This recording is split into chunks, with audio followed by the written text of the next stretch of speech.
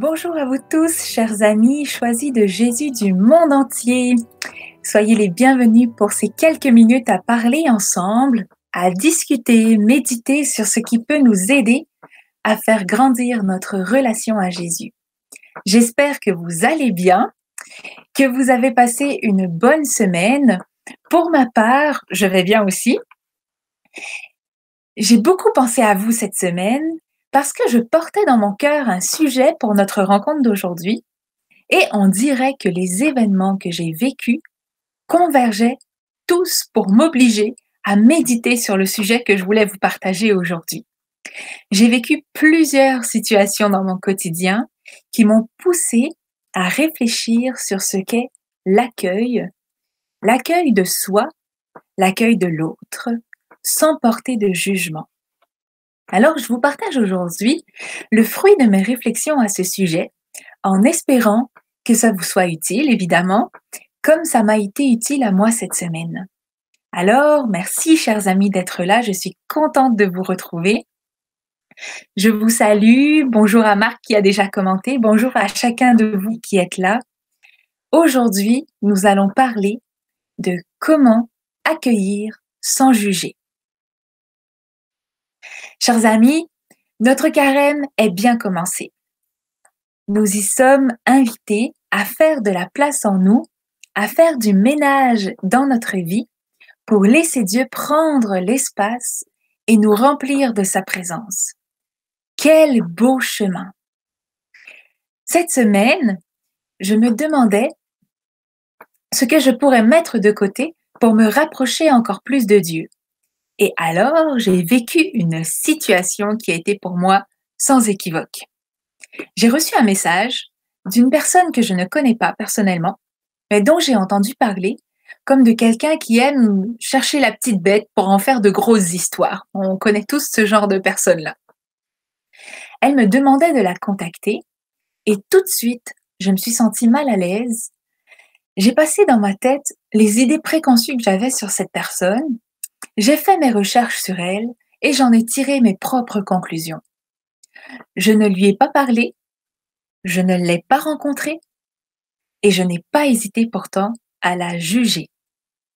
Et c'est alors devenu clair dans mon cœur. Si je veux aller plus loin dans mon chemin vers Dieu, je dois jeûner de mes jugements, jeûner en accueillant.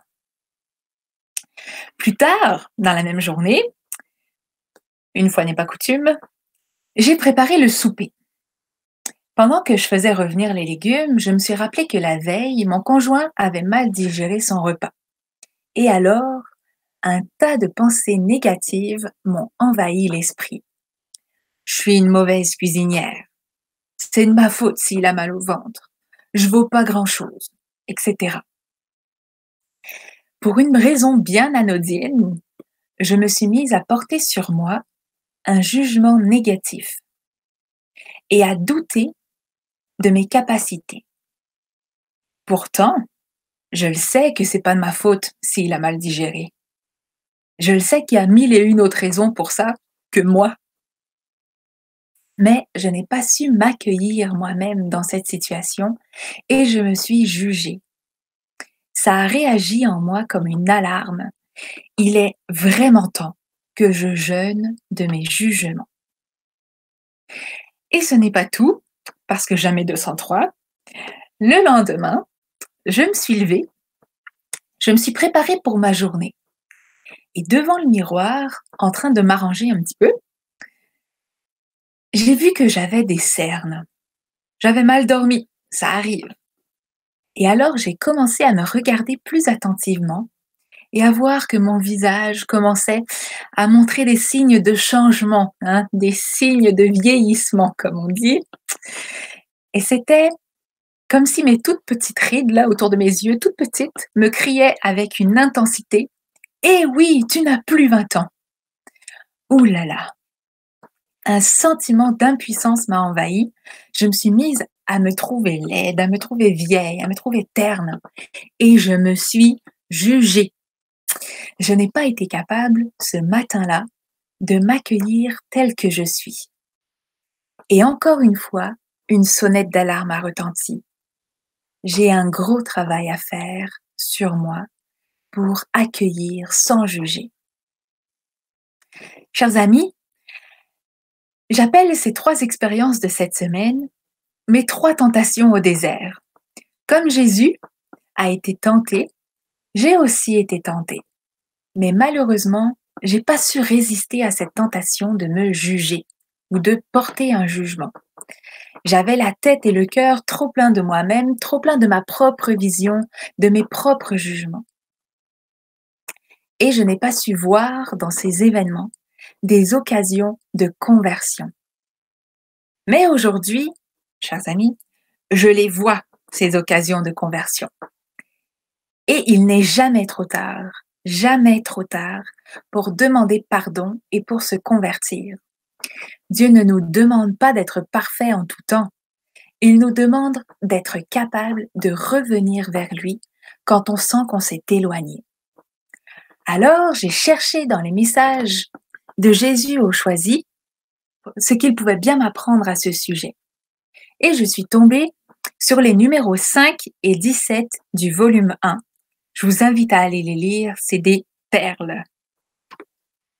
Alors, je vous partage un extrait simplement du numéro 5 du volume 1. Jésus nous dit « Aujourd'hui, votre réflexion portera sur l'amour que vous devez avoir les uns pour les autres. C'est toujours l'amour qui est la solution à vos problèmes. Le blocage à mon amour, tu le sais, c'est lorsque tu ne t'acceptes pas toi-même. Veux-tu dire à mes choisis que moi je les aime tels qu'ils sont et que c'est une insulte qu'ils me font à moi-même lorsqu'ils ne s'acceptent pas tels que je les ai créés? Pourquoi toujours vouloir se comparer? Moi, j'ai voulu qu'ils soient différents. C'est comme cela que je les aime. Eux, pourquoi voudraient-ils être comme quelqu'un d'autre? Moi, je ne les veux pas comme celui-ci ou celle-là. Je les veux comme ils sont. Ce n'est qu'en s'acceptant tels qu'ils sont qu'ils peuvent bénéficier des grâces, des nombreuses grâces dont je dispose pour eux. Dis-leur que mon cœur est brûlant d'amour pour eux, que je veux faire éclater mon amour pour chacun et surtout entre tous les participants à ces journées de prière. J'ai enseigné qu'il n'y a pas de plus grand amour que de donner sa vie pour ceux qu'on aime. Avant de pouvoir donner sa vie, il faut apprendre à en donner des parcelles. Vous avez la générosité de donner votre journée pour la prière. Je vous demande maintenant de donner l'heure de réflexion communautaire pour les autres, en oubliant ce que vous êtes, vos pensées, votre façon de voir, d'agir, et surtout de juger ou de blâmer, pour ne penser qu'au bonheur des autres. Alors ça, c'est le numéro 5. Déjà, j'ai trouvé là des perles pour trouver une réponse à mon besoin de jeûner de mes jugements. Puis ensuite, j'ai lu le numéro 17. Je vous en lis encore un extrait. Laissez-vous prendre en charge par l'amour et remettez à la miséricorde du Père tout ce que vous n'aimez pas, que ce soit de vous ou des autres. Vous êtes trop petit pour pouvoir vous changer, encore moins pour changer les autres. Mais l'amour veut tout changer, tout purifier. Laissez-vous aimer, laissez-vous combler, le temps presse.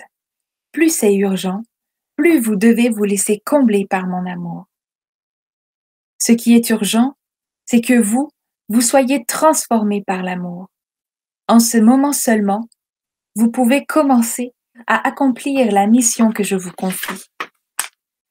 Comment un menuisier pourrait-il travailler avec un marteau ou une scie qui ne sont pas parfaitement fabriqués? Laissez-vous façonner au feu de mon amour, c'est urgent. J'ai besoin de vous, vous êtes mes piliers.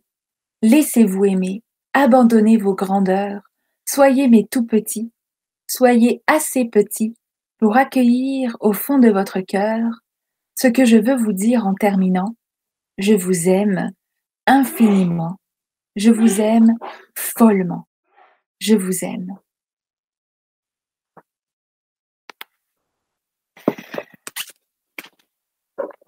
Ce que je comprends de ces messages, ces magnifiques messages, c'est deux choses. La première, c'est que lorsque je ne m'accepte pas moi-même, je crée un blocage à l'amour de Dieu. La deuxième, qui est liée, c'est que seul l'amour peut changer ces situations. Alors, j'ai trouvé ma solution. Pour ne pas juger les autres, pour ne pas me juger moi-même, pour grandir dans l'accueil, je dois me laisser encore plus fort, transformer par l'amour. C'est le chemin le plus sûr. Jésus nous le dit dans ses messages, nous sommes trop petits pour changer les choses par nous-mêmes. Mais nous sommes par contre assez forts et assez libres aussi pour tout remettre en sa miséricorde, pour déposer notre faiblesse en lui et lui demander de nous secourir de son amour. Alors, comment me reprendre pour le trop-plein de jugement de cette semaine, hein? Comment faire pour réparer mon erreur? Eh bien, chers amis, c'est en prenant sur ces jugements le regard de l'amour. Et c'est l'exercice que j'ai entamé hier et que je continue de faire en ce moment même en partageant avec vous ma faiblesse et en même temps mon chemin de conversion. La première chose que j'ai fait hier, ça a été de m'asseoir en silence et d'écouter. Écouter l'amour de Dieu pour moi. J'ai fait de la place dans mes pensées. Et à ce moment-là, ce n'étaient même plus les jugements que je portais qui m'habitaient, c'était la fausse croyance qu'à cause de cela, je n'étais plus digne de l'amour de Dieu. Alors, j'ai mis cette pensée de côté et j'ai laissé le Seigneur me dire combien il m'aime, son amour infini, son amour fou, comme il le dit dans les messages, follement je t'aime, infiniment je t'aime. Quand j'ai eu le cœur assez apaisé, quand j'ai été sûre de l'amour du Seigneur pour moi, j'ai commencé à repasser les événements difficiles de ma semaine, mais sans laisser la peur ou le jugement prendre le dessus sur l'amour. Et j'ai revu cette personne que j'ai si facilement discréditée par mes préjugés. Et je me suis dit que c'était sûrement un bon parent pour ses enfants, un bon ami pour ceux qui le connaissent, un bon collègue au travail, qui met du cœur à l'ouvrage. Et ça, je peux pas en douter. Et même si je n'approuve pas tout ce qu'il fait, je n'ai aucune raison de penser que ce n'est pas une bonne personne. D'abord, parce que le faire et l'être, c'est deux choses bien différentes. Et aussi parce que, quoi que cette personne puisse faire, elle est aimée follement et infiniment par Dieu, comme je suis aimée follement et infiniment par Dieu. Et mes jugements n'y changeront rien.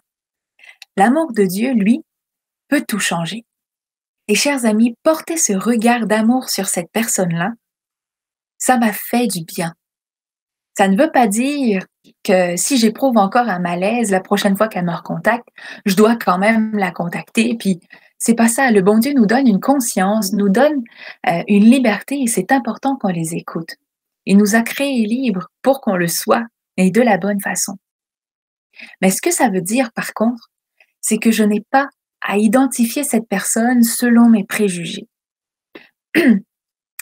Qui plus est, si je ne la connais pas, comme ça a été le cas cette semaine. J'ai donc fait l'exercice de relire et d'accueillir à nouveau sa demande, sans jugement, en portant un regard d'amour sur cette personne. Et ça a fait toute la différence.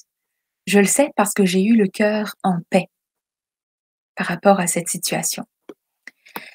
Pour ce qui est des jugements que j'ai portés envers moi-même, comme c'est difficile de revenir en arrière. Ce n'est pas évident de se regarder avec le regard de Dieu, avec le regard de l'amour. Vous serez d'accord avec moi, j'en suis sûre. C'est si facile de se trouver des défauts. C'est si facile de se comparer aux autres, si facile de se dénigrer soi-même. Mais ce n'est tellement pas ce que Dieu veut. Il nous le dit dans le message qu'on a lu tantôt, le seul blocage à mon amour, tu le sais, c'est quand tu ne t'acceptes pas toi-même. Veux-tu dire à mes choisis que moi je les aime tels qu'ils sont et que c'est une insulte qu'ils me font à moi-même lorsqu'ils ne s'acceptent pas tels que je les ai créés? Depuis hier, je fais l'exercice de demander pardon au Seigneur pour ma faiblesse et parce que je vais mettre loin de moi l'idée de l'insulter ou de le blesser en ne m'aimant pas tel que je suis. Il sait et je sais que je l'aime et que je ferai tout pour l'aimer encore plus et encore mieux. Alors, ça commence par me regarder moi, par m'accepter tel que je suis, comme je suis. Les cernes, les rides, ça fait partie de la vie. Et comme c'est beau de vieillir. Ne pas tout réussir parfaitement, que ce soit un projet, que ce soit un repas, ben ça fait aussi partie de la vie. Et mon Dieu que je n'ai pas à me juger par rapport à ça. Parce que Dieu, lui, ne me juge pas. Cette bataille contre les jugements intérieurs, elle n'est jamais gagnée. On a sans cesse à dire oui à l'accueil de ce qu'on est, oui à accueillir ce qu'est l'autre. Et du coup, on a sans cesse aussi à dire des non aux préjugés qui nous habitent. Et cette semaine a été pour moi particulièrement enrichissante à ce niveau-là. J'ai beaucoup appris en constatant ma faiblesse et la réponse d'amour de Dieu à cette faiblesse-là.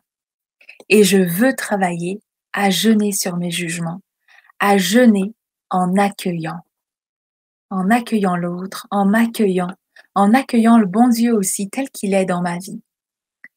Et vous, chers amis, quel regard portez-vous sur vous-même, sur les autres? Celui du jugement ou celui de l'amour? C'est peut-être la question qu'on peut se poser aujourd'hui.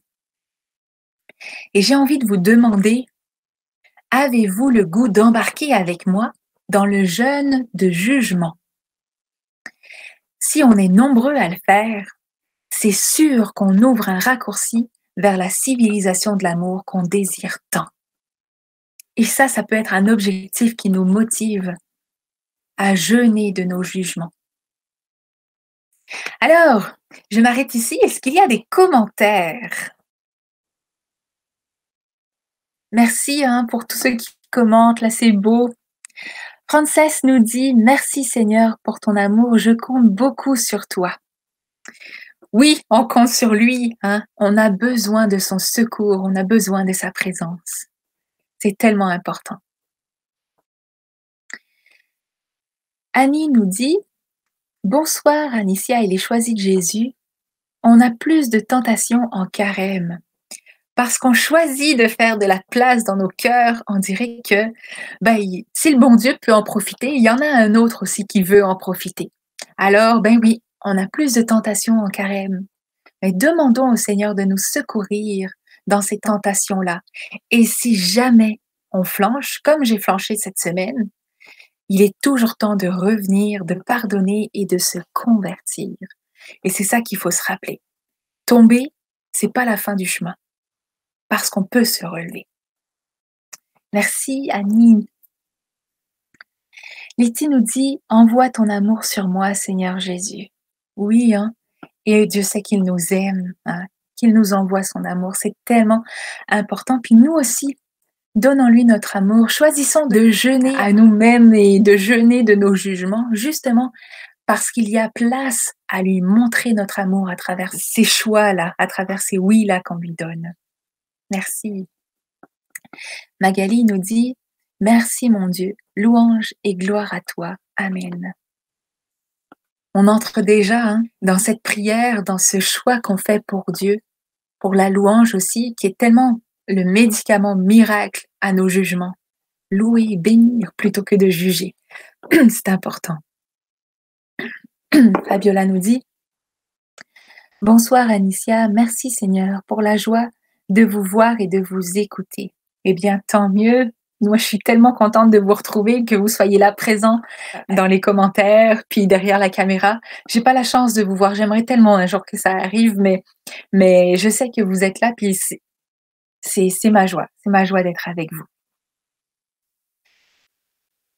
Et tu nous dis encore, Fabiola, merci Anicia pour le partage de votre beau message. Merci Seigneur pour ton enseignement d'amour avec toi Seigneur, en m'acceptant telle que je suis avec ma petitesse. Je ressens souvent de la compassion pour mon prochain et je l'accepte et l'accepter. Seigneur, merci pour tant d'amour, gloire et louange à toi. Merci Fabiola, merci pour ce témoignage, pour ce partage. Merci pour vos commentaires, c'est bon de vous lire et d'entendre vos cœurs et de communier ensemble. Moi, ça me fait énormément de bien. Alors, si vous le voulez bien, pour terminer notre rencontre, on pourrait dire au Seigneur dans une prière chantée, comme nous reconnaissons notre faiblesse et comment nous avons besoin de lui, de son amour. Et à travers ce chant-là, on lui dit aussi combien on l'aime. Il sait qu'on l'aime, mais c'est toujours bon de lui redire. Alors, c'est un chant qu'on peut retrouver sur le CD des Choisis de Jésus ou sur le site web. Il s'intitule « Je m'abandonne ». Je m'installe. Alors, Seigneur, nous te remettons notre désir d'être avec toi, notre désir de t'aimer toujours, de ne pas te décevoir. Tu le sais, Seigneur, nous sommes faibles, nous sommes petits. Nous manquons bien souvent de force, de courage pour dire non à la tentation. Mais toi, tu es avec nous. Tu nous guides, tu nous protèges, tu nous pardonnes et tu nous transformes pour faire de nous des êtres d'amour. Nous nous remettons en toi, Seigneur. Je vous remets toute ma faiblesse. Seigneur Jésus, venez à mon secours. Voyez monter vers vous ma confiance. Soyez bénis d'entendre mon appel. Vous le savez, Seigneur, je vous aime. Vous le savez, je me veux fidèle.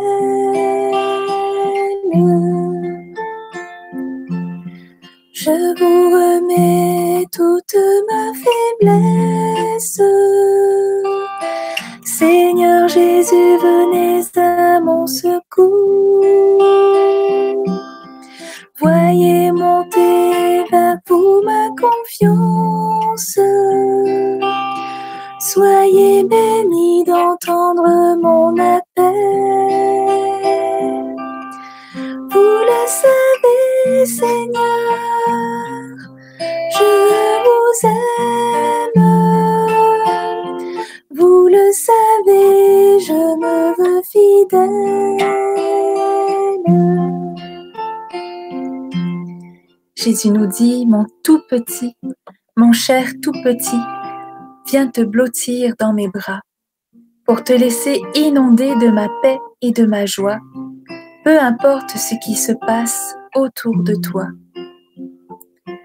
Demeure dans la louange, par l'amour tu deviens l'amour, tendrement et follement je t'aime.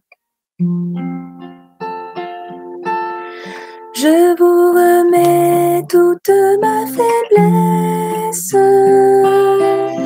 Seigneur Jésus, venez à mon secours. Voyez monter vers vous ma confiance. Soyez bénis d'entendre mon appel.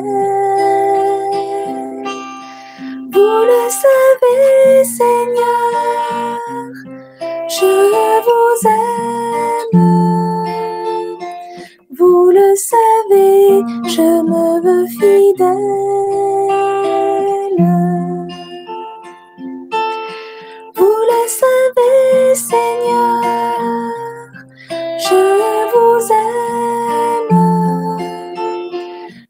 le savez, je me veux fidèle.